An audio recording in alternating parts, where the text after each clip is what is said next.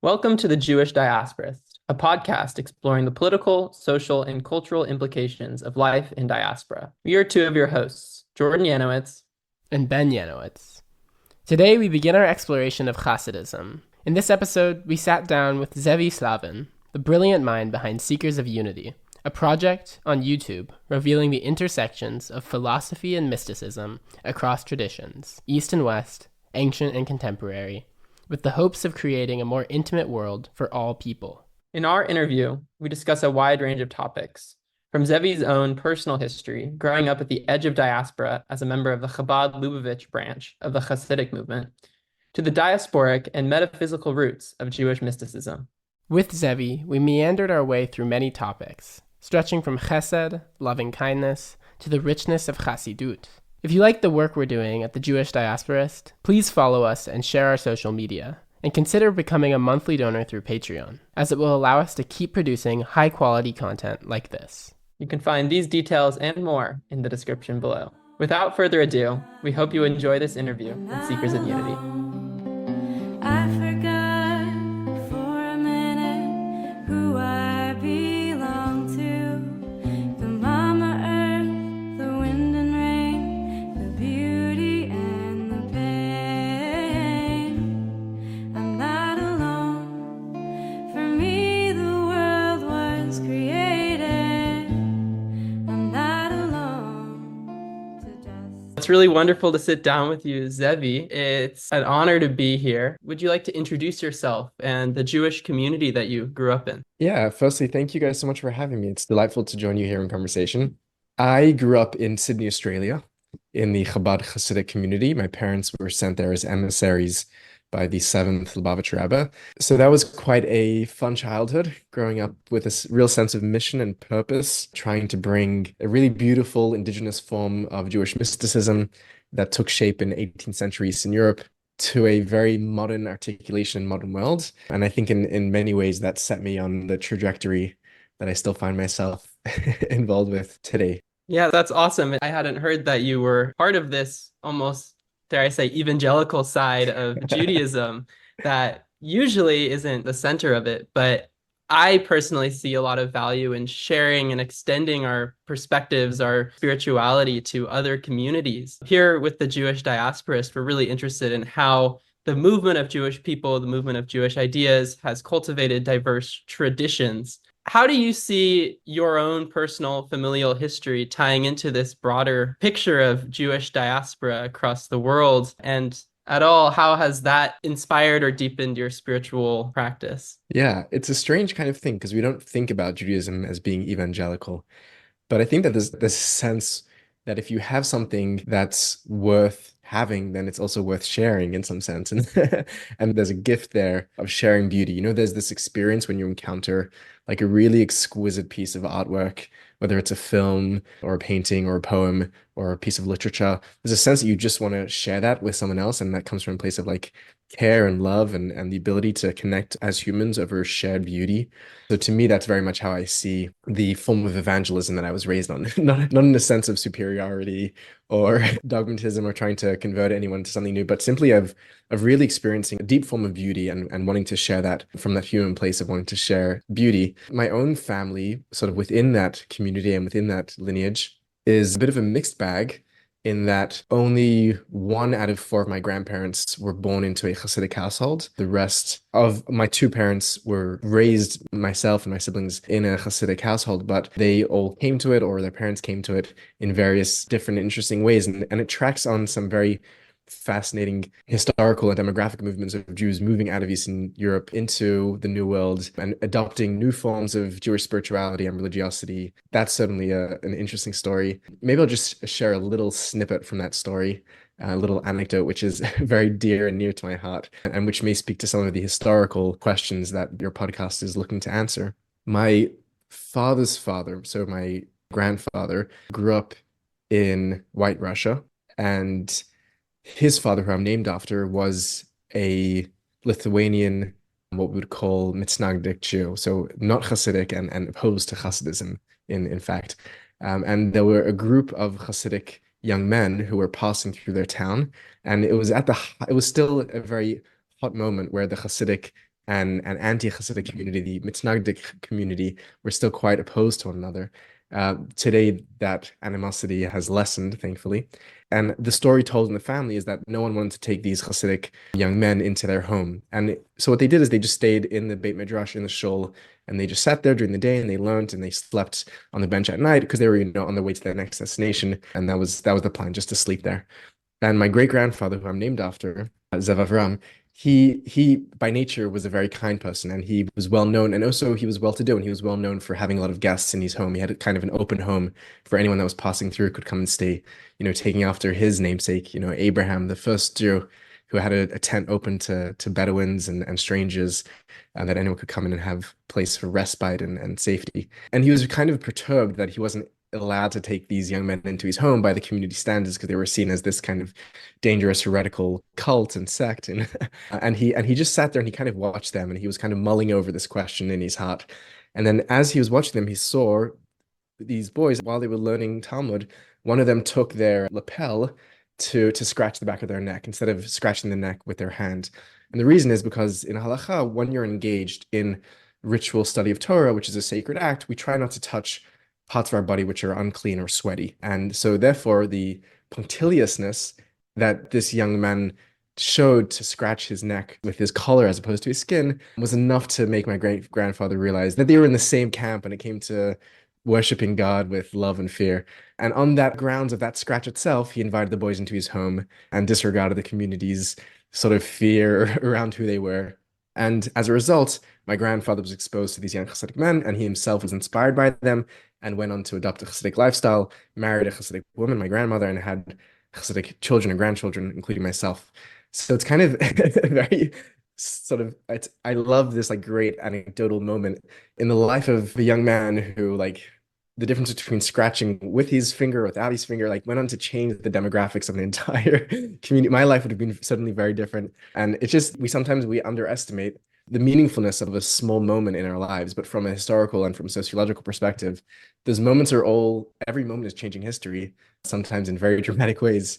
So that's a little anecdotal story about how my father's family came to be Hasidic Jews. Thank you for sharing that. I think that's really interesting. As diasporists, as a historian, frankly, I've been doing Jewish history from, like, this last year, I did a master's that was essentially a history of what I was calling socialist diasporism. And we've really thought a lot about what diasporism is on its own. And especially when you look at Jewish histories, a lot of modern Jewish histories are really shaped by a Zionist nationalist historical narrative, which is really commonplace throughout most national histories, come from a way that's really focused on a specific land and telling this really grand narrative that kind of flattens the importance of family histories within the actual creation of history. And it's really exciting to hear that from you, because these little tiny moments can have such a huge impact in the family histories that happen down the road. I was wondering what you think Hasidism in particular has to bring to the wider buffet or library of Jewish spirituality that you think makes it so special and important to engage in for you personally and for wider Jewish communities. Yeah, that's a delightful question.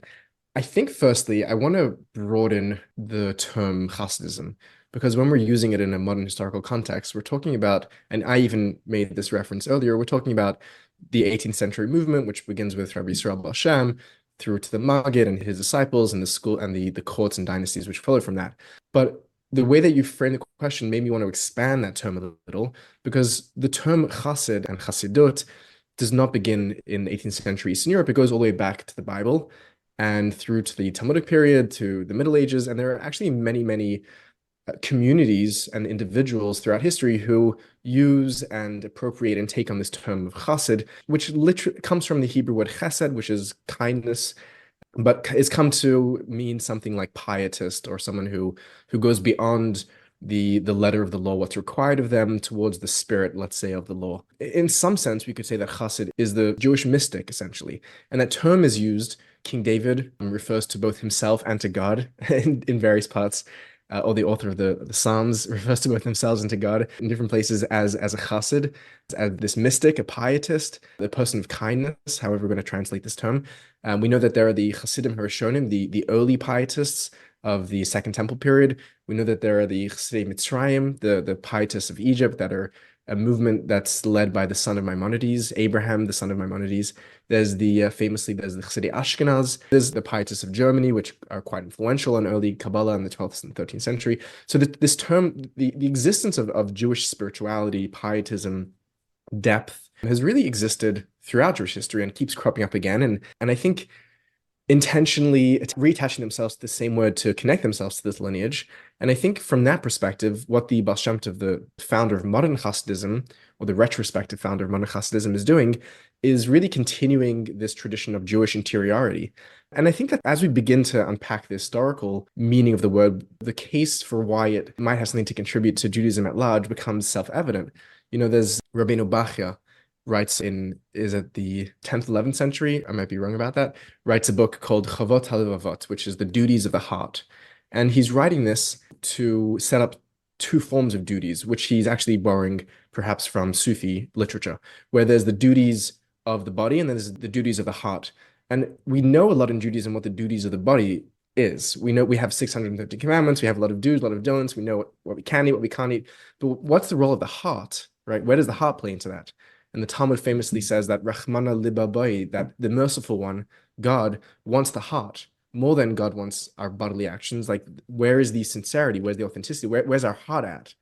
And I think for me, what's represented in and highlighted in Hasidism of the Baal Shem Tov, in modern Hasidism, is the necessity for authenticity, for humility, for joy, for relationality, for love, for ecstasy, for honesty, in a way that's really heart-centered.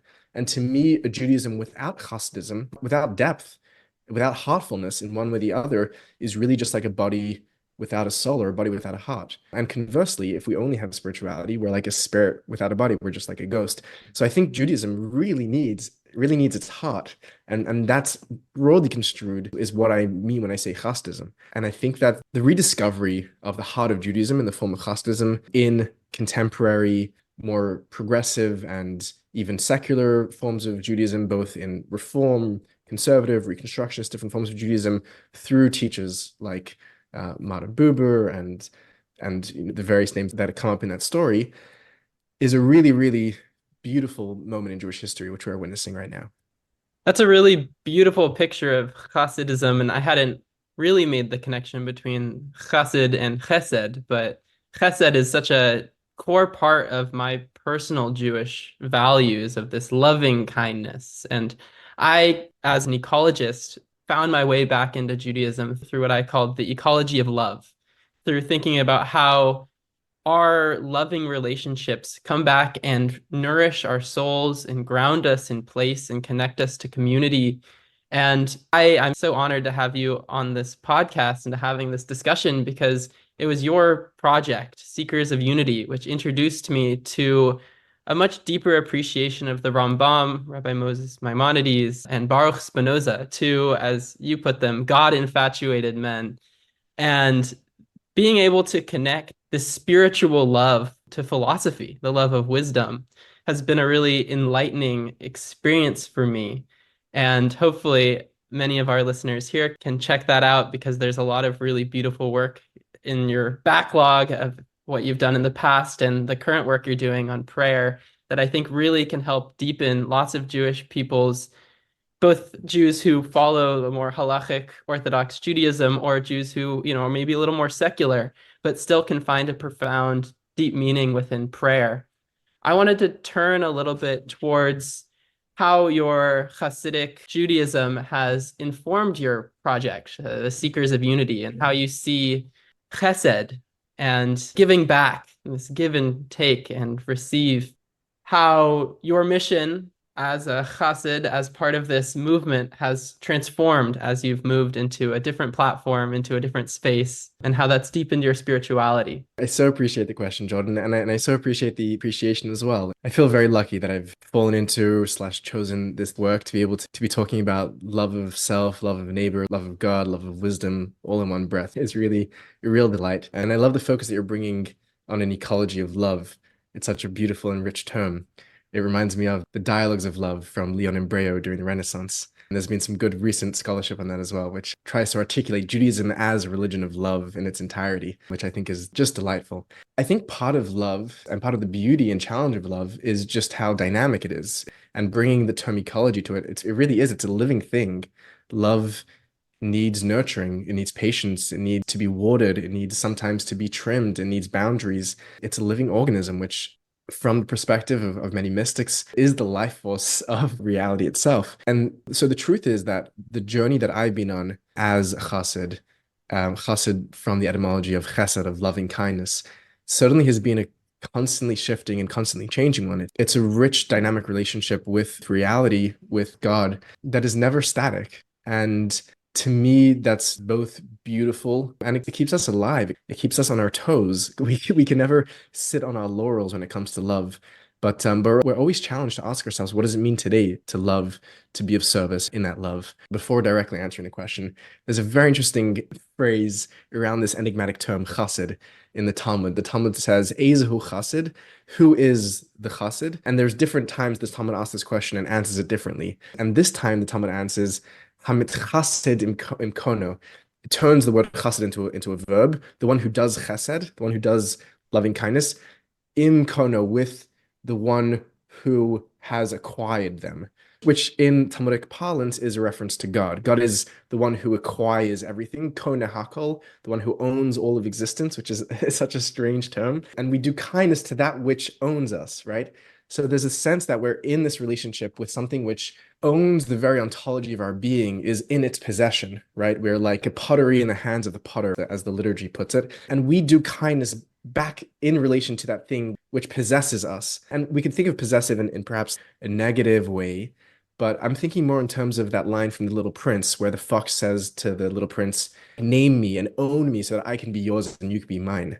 And that's how I'm thinking of kinyan, of that ownership here, which is also a halachic category, and to do kindness in that relationship. So I feel owned. I feel like I belong to something. I feel called and named to that conception of reality, which we go on to anthropomorphize and deify and in all kinds of fascinating ways. And to be in a relationship of doing chesed with that and to that, which includes myself. And doing that as a chassid is tricky because, as people may know, Hasidism in its contemporary forms can be very myopic and very narrow and very parochial and very limited in what it wants to see as part of its mission or part of its kin. And I'm certainly challenged by love to expand those boundaries to places where Hasidism itself has been perhaps shy or reticent to go. And in love, we make mistakes. And there's a real sense of me feeling compelled by love, but not knowing perhaps where it leads me. A line which Reb Zalman Schachter Shalomi repeated often, and I take him as something of a mentor of mine, that re-paraphrasing the line from the Talmud of Rav Yochanan on his deathbed, who says, I don't know which way they're taking me. I don't know which way I'm taking myself, whether it's to paradise or to hell. But in love, we do those things. We go down the roads where love compels us, not knowing where they take us. So that's where I am in this moment. Wow, I think that's really beautiful because I think love is something that's so human, that's really easy to relate to for anyone, whether they're secular, whether they're Jewish, whether they're not Jewish. Really, love is just such a universal phenomenon that we can all really identify and relate with what you just said. And I think what you said before about how Hasidism has quite a myopic and narrow purview is really interesting because for me, how I have come to appreciate anything about Hasidism has been through the Neo-Hasidic movement. And the Neo-Hasidic movement, as I understand it, has sought to kind of broaden and more mainstream some values of Hasidism in order to be able to recenter this within a more mainstream Judaism. And the idea of avodah gashmias, corporeal or physical worship or labor, has a lot of resonance for those of us that are really interested in trying to find a way for spirituality to reinforce and add meaning to our political work or our cultural work in the way that we seek to build community and find a spiritual or even mystical meaning within that. I was kind of wondering how you understand Neo-Hasidism relative to Hasidism in its more traditional form. Yeah, what a fun question as well. This is a lot of fun. So Neo-Hasidism, what is neo about it? Neo-Hasidism has its roots probably properly in Hillel Zeitlin. We can trace some earlier roots perhaps to people like Solomon Maimon, although sort of maybe very unintentionally and unconsciously as such. But really with Zeitlin onwards, with Buber and with Heschel and with Reb Zalman going forward and other contemporary leaders in that movement, they bring something neo to Chassidism. They bring something new to it. And it's interesting. I'm fascinated by language. I think if we stop and peer into language, I do this even without thinking. I'm like pulling up etymologies because language really is the medium by which we both communicate, and from a perspective of Jewish mysticism, it's language which constructs reality, both historically and contemporaneously in every moment. So neo-Hasidism is an interesting word if we're going to look at it closely. Neo is Latin, and Hasidism is Latinized, right? In that it drops the hard ches and it replaces it with the h. There's a Latinization there. In modern Hebrew, it's referred to as Chasidut HaChadasha, new Chasidut. But it's not Naya Chassidus. Naya Chassidus would be the Yiddish way to say neo-Hasidism. It's neo-Hasidism. There's something very English. There's something Latinic about it. There's something that puts it in a Christian, Western, democratic context that Chassidus is not, right? Even to call Chassidus Hasidism is already putting it in the category of isms and doing all kinds of things with that word. I think what we're doing with language here is important. And I'm not saying this as a pejorative or as a criticism of neo-Hasidism. I'm just pointing out simply what's going on linguistically. And when we can unpack those linguistics, because language carries values and meaning and connotations and associations, I think that neo-Hasidism, from my perspective, is doing a handful of important things. Number one, it's communicating Chassidut to an English-speaking language or to a Romantic Latin language base. And I think part of the early work that Hillel Zeitlin was doing was literally translating Chassidic concepts and ideas and texts out of their original languages of Hebrew and Yiddish, splintered with Aramaic, and putting them into English and into Russian and into German, and putting them in conversation with Nietzsche, with William James, for example, both important characters for Zeitlin. So the act of translating Chassidut at all is already something neo about it. There's already something Latin about it. And translating is a fraught project, right? The Torah, the Hebrew Bible, translated into Greek, right, in the form of the Septuagint. And the Talmud has two things to say about that. Firstly, that the Torah was given at Sinai in 70 languages so that everyone could already understand it. And then when the Torah is translated under the oversight of King Ptolemy in Alexandria, the largest Jewish community in the world at the time, the Talmud says that the world shook. There was like an earthquake which shook the world, which doesn't sound, it sounds like a bit of a calamity. And there's a fear and there's trepidation in the translation of Torah. And will it be translated right? And there had to be these miracles that ensured that all the translators were simultaneously mistranslating the same text so they wouldn't be misunderstood by the Greek audience. The act of translation is so important and yet really terrifying from a traditional standpoint. Traditions want to hang on to their language. We still, if you go into the streets of Borough Park and Williamsburg, we're still speaking Yiddish. I was raised speaking Yiddish because translating is dangerous, but it's also really necessary. It's necessary if we're going to be in communication with our neighbors. And so the very act of translating Chassidus is already a huge step, equally dangerous and important. And then there's bringing Chassidut in relation with modern values and ethics and concerns, like you were mentioning, Ben, where Chassidut, and this is a sensitive point, and I want to be sensitive about it, all human endeavors, as lofty and as inspired as they are articulated in human time and therefore bound and in some ways limited to the constraints of those moments, including the ethical values and constraints. And to some degree, as grand and as challenging as the human moral imagination can be, it still is limited by its boundaries. So we think of the prophets of ancient Israel, Jeremiah, Isaiah, Hosea, who are these giants of the spirit who are coming to a really depraved world and teaching them of the infinite dignity of human life, about the need to protect the stranger and to take care of the widow and the orphan.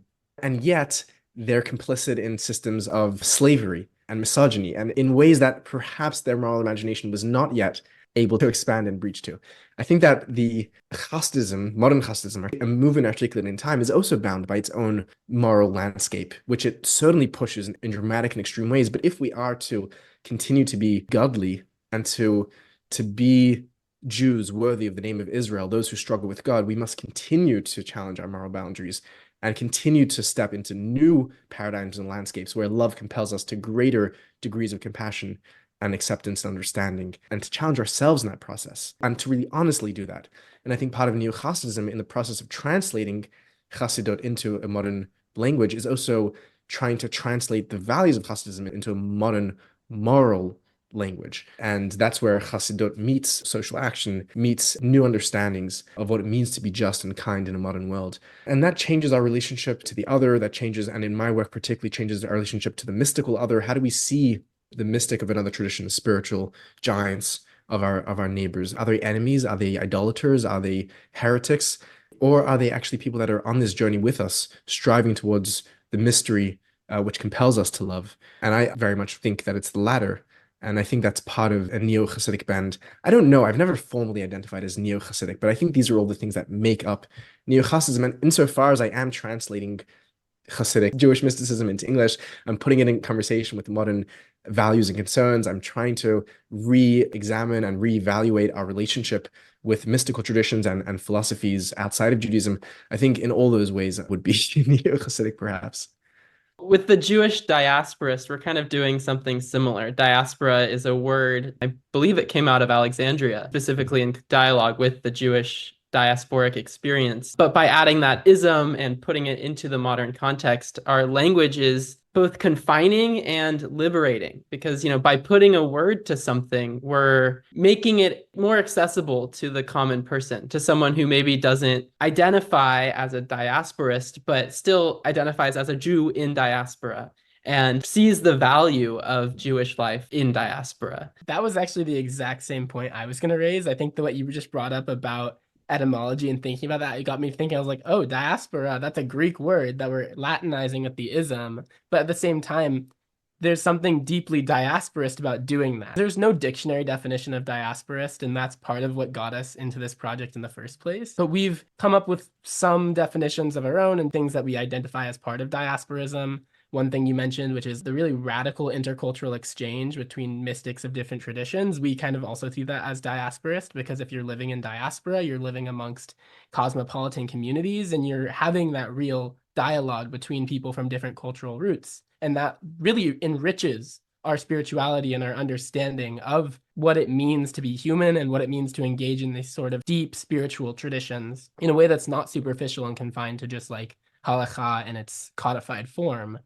But one definition that we've come up with together has been that diasporism is the affirmation of one's home in diaspora, while communally, we're not sure about if it's just communally, but while engaging with and developing one's own cultural roots. And this is something that I think we are doing with the term diasporism, because I think there's something important about really embracing and carrying on the legacy of Jewish diaspora and affirming that that is the places where we feel at home, while at the same time, we are taking Jewish ideas and also putting them in dialogue with other traditions that we are immersed in. And I think that's really important to really state that, because the line between what is Jewish and what is not Jewish in this is really blurred.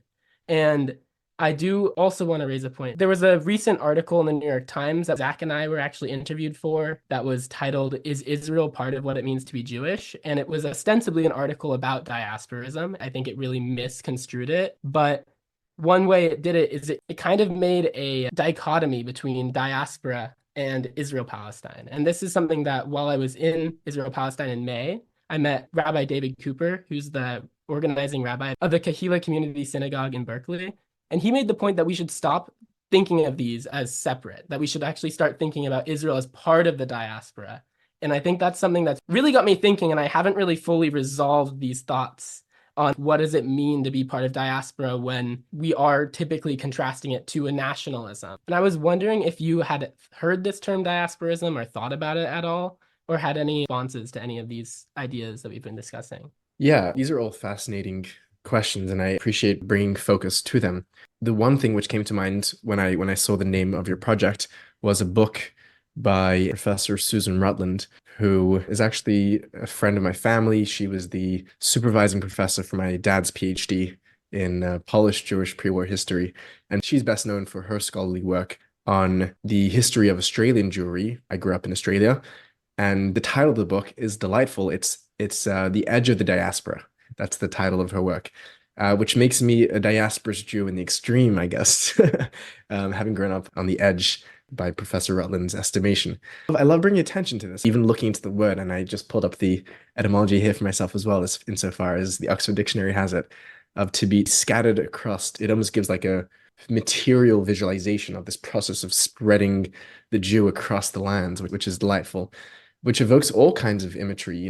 The Talmud discusses why the Jews are scattered across the lands, and the Kabbalists discuss that passages in the Talmud in interesting ways. The sense that there's something really to be gained about being spread out, that what looks to us like a event of national trauma of being expelled from our homeland by the Romans turns into some kind of spiritual and material opportunity. The Talmud says that the reason why the Jews are put into exile is that they can find converts from among the nations of the world to bring back to Judaism, which is, again, not thinking of Judaism as an evangelical proselytizing religion, which may be a modern misunderstanding of Jewish history, particularly during the Roman era, is this insistence that we're scattered across for some kind of purpose. The Kabbalists see this as a notion rooted into the Lurianic idea that there are sparks of God that are diffused throughout the lands, and we have to go there to collect these sparks, partially through the avodah b'gashmiot, the work with corporeality that Ben was mentioning, and that we're scattered across almost to help bring these things back. And I think this point of diaspora as precisely as being put into relationship with the cultural other is such a rich one. And I can speak to that very briefly from the perspective of the history of Jewish mysticism, which is really my wheelhouse. There's two kind of stories of the history of Jewish mysticism. and again, this may fall on the lines of Chassid versus neo-Chassid, and I may be pegging myself here in one camp or the other. There's one version of the history of Jewish mysticism, which is really the same story told by every tradition about their own mystical tradition, is that it's this really pure, unadulterated, pristine form of wisdom, which goes all the way back to the first, man, Adam and Eve. And then the major works of Kabbalah are given to Moses and Mount Sinai and Abraham, and it's really this very, very ancient tradition. The same way that perhaps Sufi Muslims will speak about Sufism, as Idris Shah, for example, in his works presents Sufism as something which predates Islam and goes back to the beginning of mankind. And so that's one story. And then there's a historical story, which is much more humble, human, temporal story, which is that Kabbalah as we know it, with the major core components and figures that define Kabbalah as we understand it, whether it's the notion of the 10 Sefirot or the 4 worlds or the 5 levels of the soul, like some of the key, building blocks, the atoms of Kabbalah emerged for the first time with clear historical manuscriptural evidence in 12th century southern France and northern Spain and Provence, and then goes on to flourish from then onwards. And I genuinely think that there's a lot of rich truth to both of these narratives. I'm actually not here to be promoting one over the other. I think they both must stand in dynamic relation to one another. And not all truths have to be historical. Truths can be existential, and they're equally, if not more important than historical truths, etc. I need to make these caveats so that I don't get burnt on the stake, But what happens in 12th century Provence is, from a historian's perspective, is that we have a confluence of a bunch of different strains of thought that emerge only in the context of a diaspora. We have Neoplatonism, which really takes a lot of its shape in Alexandria, through Jews like Philo, the Middle Platonist, down to Plotinus, the Neoplatonist, and makes its way through Muslim philosophers and through Christian authors down to Jewish thinkers like Ibn Gabriel, whose text only exists in Latin, Fons Vitae, again, in translation, diaspora, this being in relation with foreign culture. And it's the confluence from a historian's perspective of Jewish ways of thinking mystically about reality that emerge in the biblical and later Second Temple period in forms that we retrospectively refer to as Masa Merkava, Masa Bereshit, Hechalot, different forms of Jewish mysticism, which are articulated in a uniquely Jewish language and tongue and textuality, in the language of Midrash. We can use that term broadly here. When that encounters medieval forms of Jewish, Muslim, Christian, Greek, Neoplatonism, it finds new language, new frameworks for articulation, which give birth to what we know as Kabbalah of the Middle Ages. And that's a story which I've told on the channel, and I think is a really important story. And a story which, by the way, only gets heightened when Kabbalah makes its way into 14th century Italy during the Renaissance. We have, again, a rediscovery of Greek thought, of what's thought to be Egyptian thought, of a really wide variety of traditions that are coming together to produce something which none of them could have produced on their own.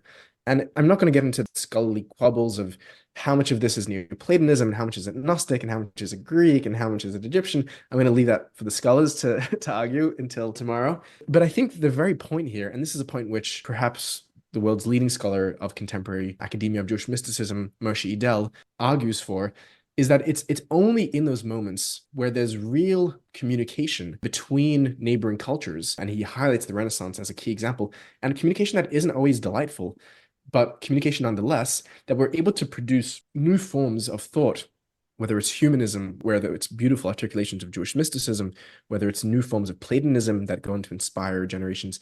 Those only happen precisely when cultures can be in conversation, in diasporic conversation with one another, when they're interspersed and scattered amongst each other. And what we see, what can be seen as a calamity, this loss of racial, national, spiritual purity, can actually produce something which is profoundly beautiful and human, and move us to new levels of understanding and new levels of love, develop our ecology of love by being in relationship with the other. I'm just trying to remember the author of this book.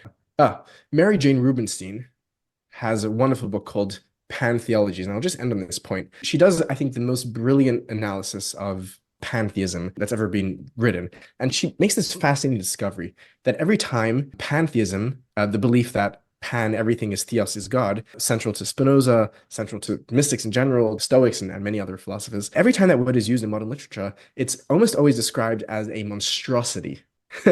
And no one had observed this until Professor Rubenstein had observed this. Over the course of a few hundred pages, what she argues is that why is pantheism monstrous out of all things? And she says that what does a monster mean in antiquity and in classical literature? It means the amalgamation of two things that should not have come together. It's like half a demiurge, half a human, half an angel, half an animal. These are monstrosities. And she says that pantheism is a monstrosity because it's mixing together two things that no one wanted to be mixed together, which is the divine and the terrestrial, which is the profane and the sacred. Like, we wanted those separate. And I think that I identify as something of a pan or panentheist. And I think that precisely that intermingling, that diasporic project of mixing together, of creating these beautiful monstrosities, is what allows us to continue to grow and not remain static in our forms of purity. Yeah, that was beautiful. And I want to I'll reiterate some of what you said, just with a little bit of a more ecological metaphor. The root of diaspora is the same root as dispersal, to scatter across. And I work in a plant community ecology lab.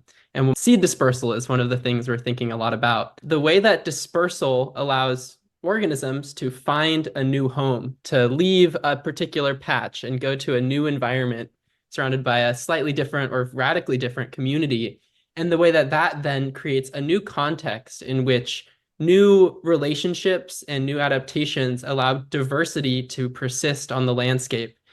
That can be brought back into the story of Judaism. And I want to turn this towards you because I think our listeners can kind of already see how the community context is really vital for creating new opportunities for innovation. Spiritual innovation, physical innovation, structural innovation. But in your own experience with Seekers of Unity, what role has community played in developing your image of spirituality, of Judaism, of Hasidism? What is the role of community in your own spiritual growth? It's really all about community. You know, there's this question that's asked by both academics and Hasidic Jews alike, which is, what was the chidush? What was the novelty? What was the innovation that Hasidism, modern Hasidism, Beshtian Hasidism brought to the world? And there's been sort of generations of attempts to answer this in the academic literature. And every time something's proposed, there's kind of the next scholar will show where that already existed in forms of Jewish mysticism that preceded Hasidism. And they'll try to give their own thing, and the next scholar will do the same thing. It's kind of this fun game that scholars engage in. But the Hasidic thinkers and texts ask this question of themselves too. And one particularly interesting answer that appears in Hasidic literature about asking this question of itself, of what was the uftul, is the word there used. What is the accomplishment? What did it do? What did we not have already that Hasidus came to do? Why make this whole hullabaloo, in other words? And in ways that kind of interestingly parallel some of the academic discussion, one of the theories proposed by academics is that it's the social dynamic of the office of the tzaddik or the Rebbe and the Rebbe's relationship to the disciples, to the Chassidim, that's the social innovation, which is more of a sociological analysis of Chassidism. So in a way that kind of parallels that to some degree, in some maybe cheeky ways, this Chassidic text answers that before Chassidus, I'll say this in Yiddish and then I'll translate it into English. Für zu Chassidus, the Rebbe is given Elend and Chassidim is given Elend. Nach Chassidus, the Rebbe is nicht given Elend, Chassidim nicht given Elend. I think that's how it goes in Yiddish. That before Hasidism, the Rebbe was lonely and the Chassidim were lonely. that after Hasidism, the Rebbe was no longer lonely and the Chassid was no longer lonely, which is hilarious because like it's saying that even the existence of the Chassid and Rebbe predates Hasidism, but they were lonely.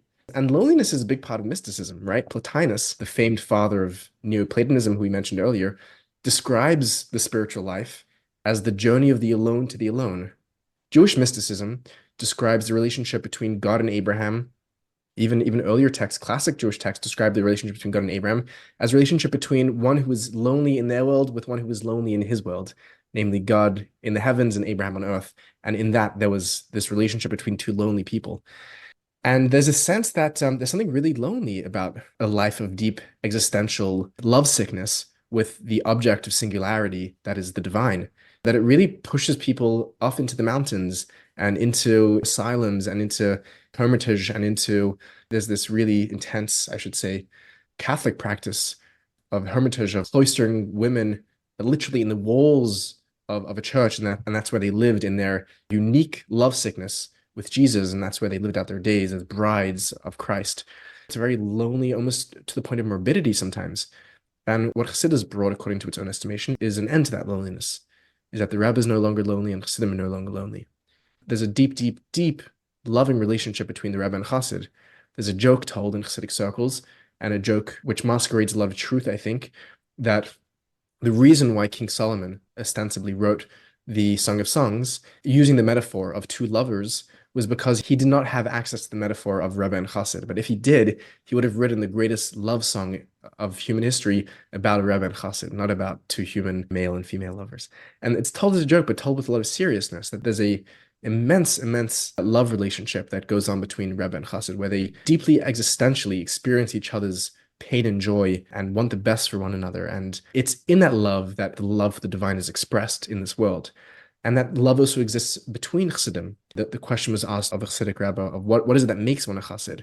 And among a few of the answers, one of the answers was that someone who simply spends time, someone who reiben sich zwischen Chassidim is the Yiddish, someone who rubs shoulders with Chassidim, that's what makes someone a Chassid. I think often of the Buddhist saying of, in these three I take salvation, in the Buddha, the Dharma, and the Sangha. And the Chassidic version of that might be, I take refuge in the Rebbe, in the Torah of the Rebbe, and the Chassidus, and in the Chassidim, like in the Sangha, in the community of Chassidim. The community is where it all happens. The community is the happening. You know, there's a beautiful notion that comes out of Christianity that the church, the ecclesia, is not a building, but it's the body. It's the body of Jesus, but it's the body of the community of people who come to worship together. And it's their collective bodies which make up the ecclesia, which make up the church. And in that sense, it's the collective body of Hasidism that make up what Chassidus is, really. And I hope I'm not going to get too much flack here for jumping between Buddhism, Christianity, and Hasidism. But maybe that's part of a broader community that we can begin to think about and imagine that goes beyond the boundaries of nationality and particularism without eradicating a beautiful particularism, but can begin to imagine what it means to be in deep community, like Avram Yeshua Heschel modeled for us when he marched with Martin Luther King Jr., what it means to be in deep, loving, responsible relationship and community with all of humanity, and not just humanity, with all of life. And that, to me, is the dream of Chassidic community, that we can be in deep community with nature, with the birds, with everything that exists. I think we need that. If we don't have that, we're bound to burn it all down, and that's terrifying. Yeah, I think you just said so much that there's so much to unpack within it. When you talk about Chassidut and the community element of it, it sounds like it's really, really central. And I think the little story you mentioned about how like you had the Chassid and the Rebbe before you had a Chassidut, I think is very interesting. And when we think about my own experience of Jewish community is the central element of it. Like I wouldn't have nearly the Jewish identity that I do have without having so many experiences in different Jewish communities that reinforce this sense of this is part of who I am and where I come from, and I have a desire to take part in these communities and help shape them. But when I've been in Israel especially, I've seen certain Hasidic groups that have a very strange relationship to their Rebbe, where they'll put posters of the Rebbe's face and be like, this is the Moshiach. And it's, frankly, it doesn't feel Jewish to me in a way that's like elevating this person above all the others in a way that's hierarchical and really contrary to that sort of genuine community, the element of what we should be building towards in Olam Haba, in the world to come. And it feels really hard to put these ideas together of a genuine community where everyone is together and equal and shares the same values, and then you have this Hasidic, you use the word cult even to describe it, where you have these dynasties with a Rebbe that's passed down from person to person to person paternally. And it's very strange to me. And I was wondering if you feel like that specific type of relationship between the Rebbe and the Chassid is necessary to that sort of community, or if there's other forms of modeling that community that might actually be more liberating for people as a whole. Wonderful question. Firstly, I have to say, guilty as charged. It's my it's my Hasidic community, the Chabad Hasidic community, which is putting up posters with a picture of the rabbi's face with the words Messiah or Mashiach underneath. So guilty as charged. It's a great question, and there's so much to unpack and explore here, and I kind of want to maybe flesh out 3 or 4 points that can give some context to this. Yes. Just to kind of reiterate my actual question, like what is it about the Rebbe as an individual that shapes these communities in this kind of way? Yeah. So we need some historical and metaphysical background to answer that question, because the Rebbe is not just a social functionary. The Rebbe is a metaphysical function within the Hasidic community. The understanding that's put forth by the Zohar and expounded in later texts and thinkers of Jewish mysticism is that the same way that when God creates the world from the perspective of Jewish mysticism and classical Jewish texts, that the divine energy, if we can use that kind of bizarre translation, the shefa, the overflow from God, which is actually perhaps a translation from Maimonides, from the Arabic fayed, which is a Neoplatonic term. Again, we're seeing here the interspersing, the interceding of ideas here in these very words that we're using.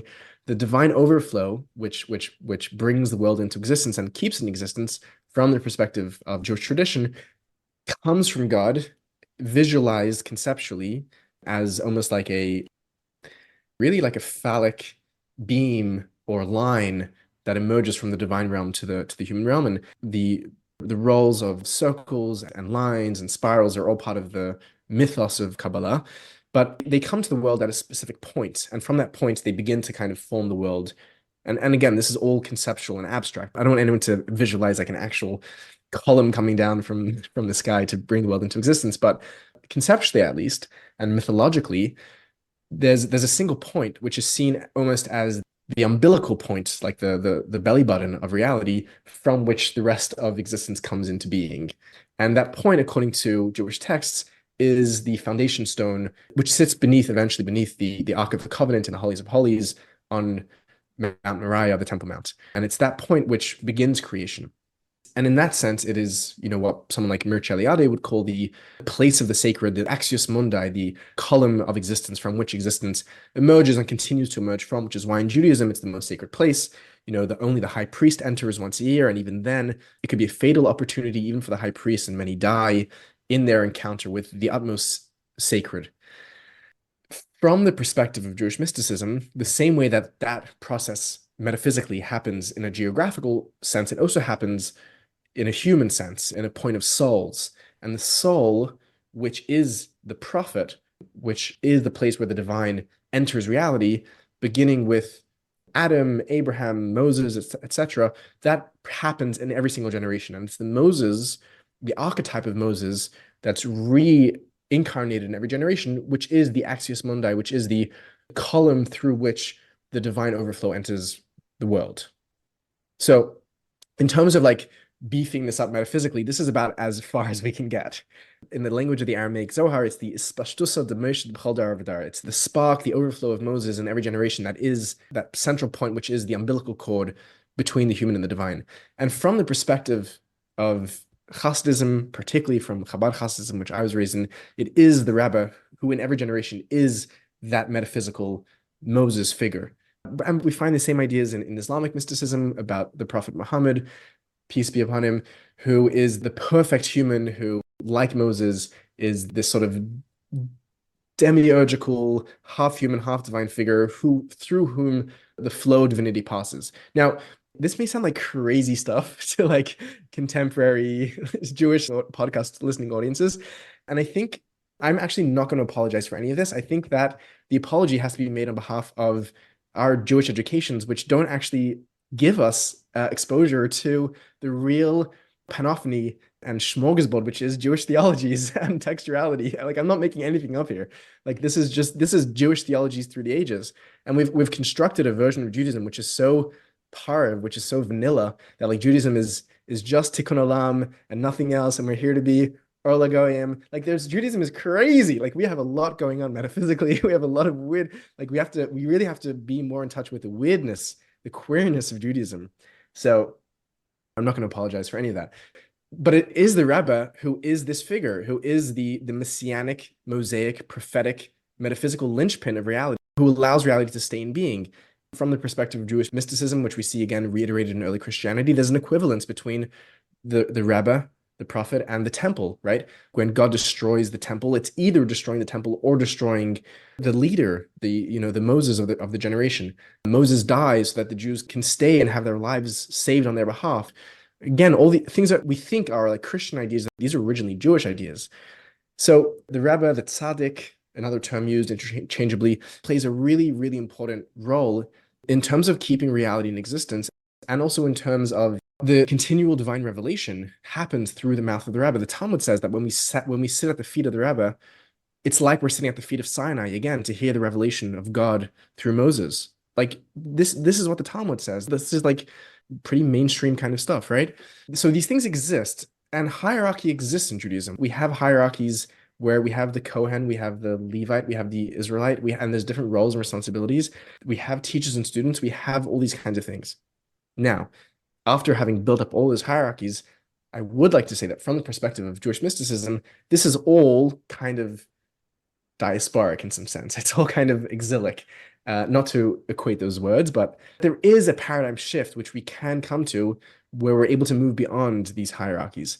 And the key biblical passage, which the Hasidic thinkers play with in this discussion, is when Korach confronts Moses and asks Moses literally this question of Lama tisnas wa kal Hashem, why are you raising yourself above the people? You yourself, Moses, told us that we all have the divine within us. When Moses was confronted by Joshua, when Eldad and Medad were prophesying in the camp, although they hadn't been pulled in the lottery of the 70 elders, Moses says, why are you complaining? Halavai, I wish that all Jews would be speaking prophecy, because they all have God within them. They all have the divine within them. Let them all prophesize.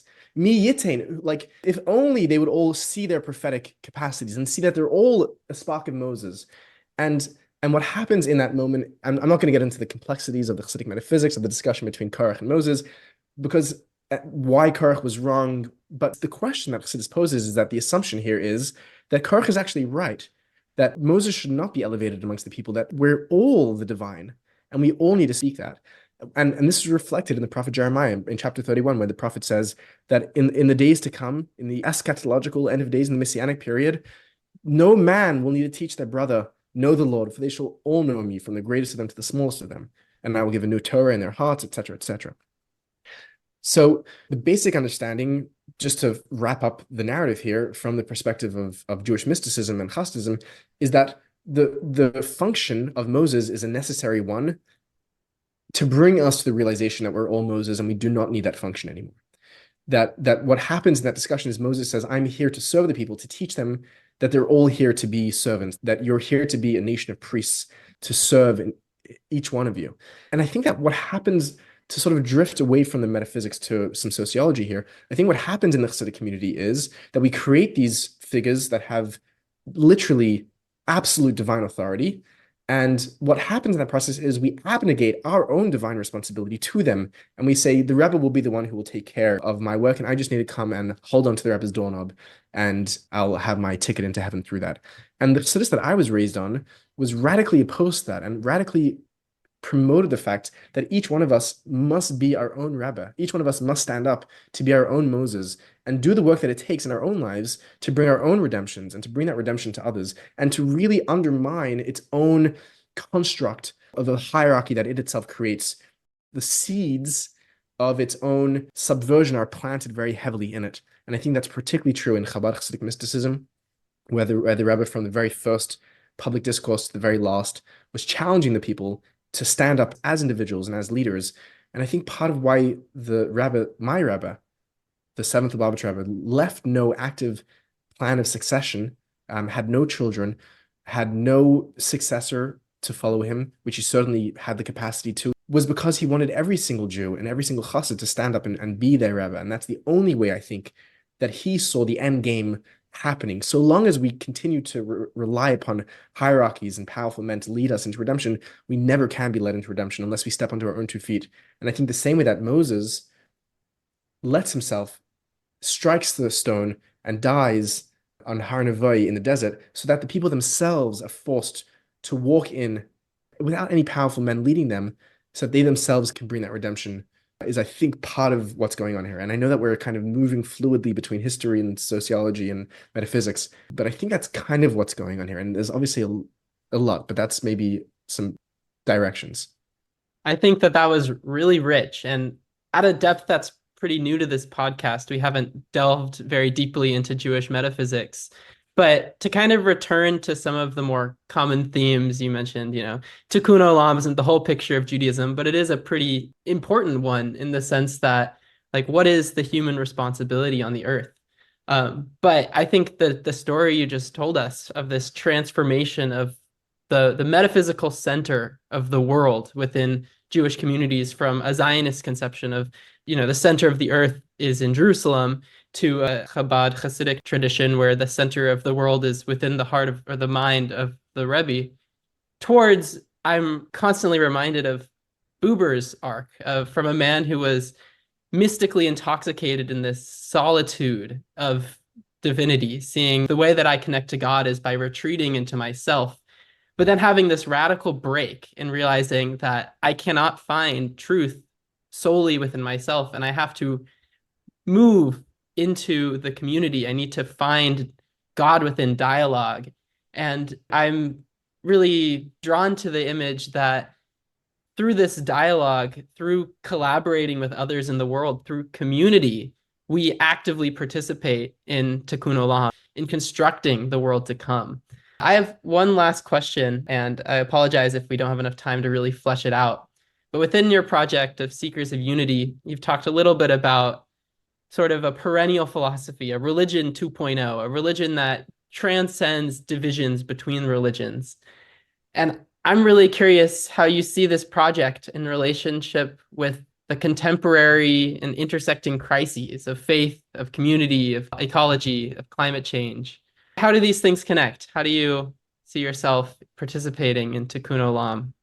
So firstly, I just want to make it clear that I'm not, God forbid, I'm not throwing any shade on Tikkun Olam.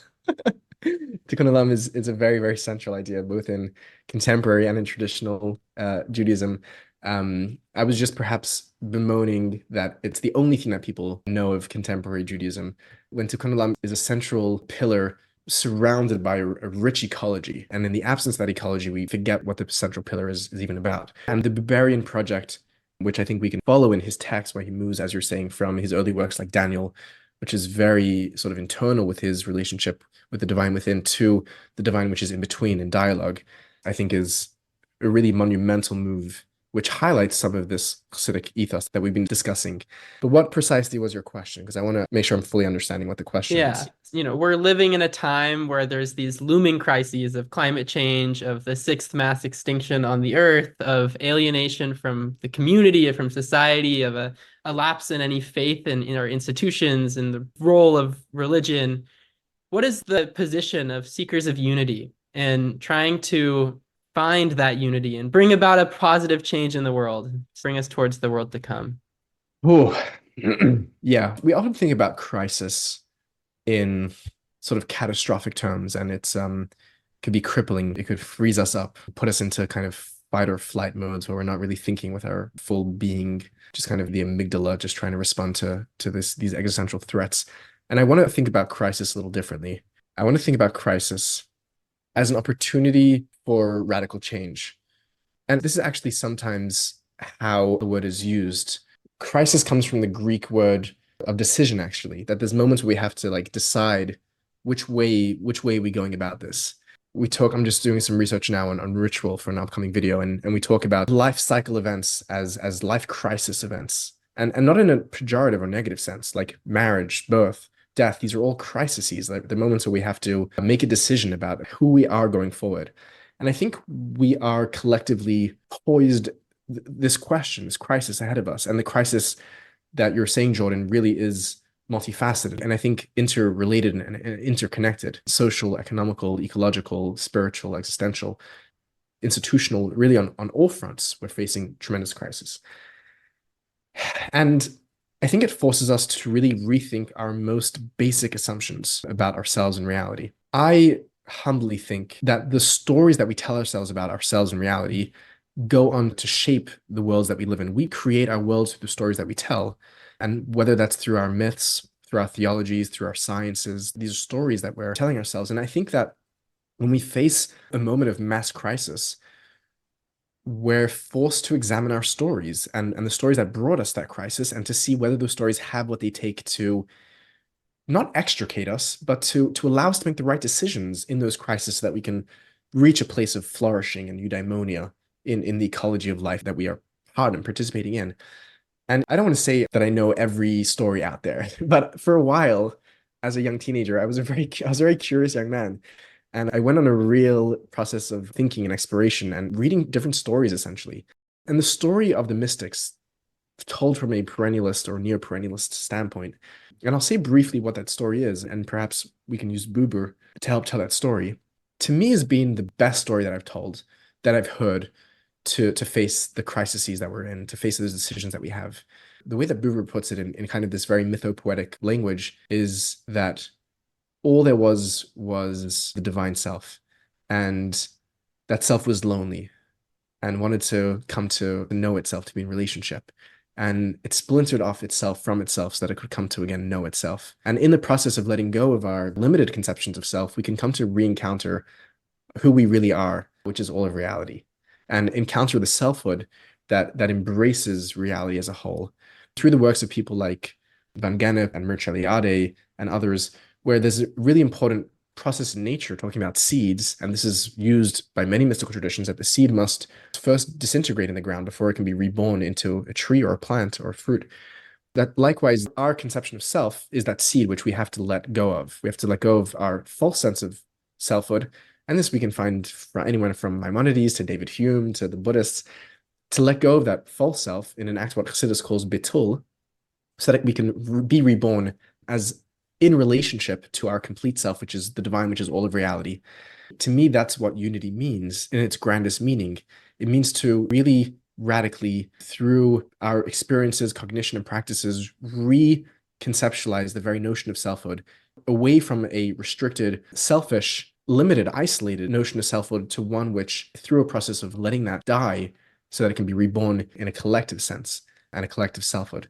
And to me, when we can do that step, we've, not to sound too utopian about it, because I think this is really I don't know if we ever get there, but I think we can always strive towards there. We can emerge into a relationship with reality where we're not other than anything else, right?